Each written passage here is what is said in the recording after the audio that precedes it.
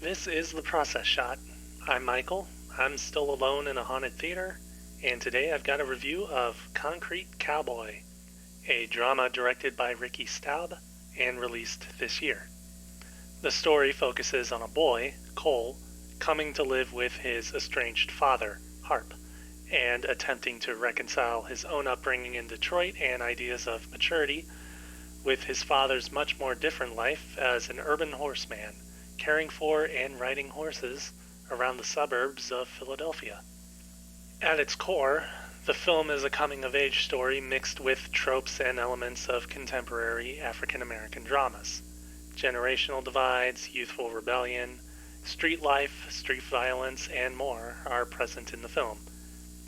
It's a laundry list of ideas that you've probably come to expect from films in either camp. But, of course, what sets this movie apart from those others is its setting, and more specifically, the work of Harp's community and circle of friends. The film presents a fictionalized version of a real-world group in Philadelphia who work with horses, as seen in the film. In fact, real members of that group were cast in the film as supporting characters, which surprised me as I had assumed they might have been local actors. It's a fine blend between real-world elements and fiction, though I am somewhat disappointed that the casting seems to be the only real attempt at showcasing reality. There are some candid shots of the suburbs that make it into the film as short scene transitions, but otherwise I wish they had taken the time to try something greater. In any case, the truly fictional characters of Concrete Cowboy are Harp and Cole, portrayed by Idris Elba and Caleb McLaughlin, respectively. Their arc is the central through line in the film and gets the most development out of any character relationship. This can be a detriment at times. Again, I'm imagining how there could have been more real-world elements in the film, but their performances and chemistry are great and the absolute highlight of the film. McLaughlin's portrayal is especially worth commending, taking Cole's shift from frustration and anger into a calmer, more understanding state of mind, and keeping it leveled and smooth without jumping from one emotion to another at a moment's notice.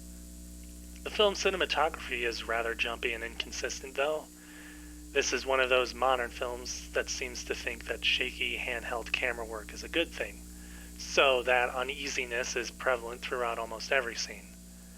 Another odd and very noticeable choice in cinematography comes in the framing of some dialogue scenes, in which the characters face each other, but are pushed to opposite sides of the frame, leaving a lot of empty space behind them while they seem to stare at nothing.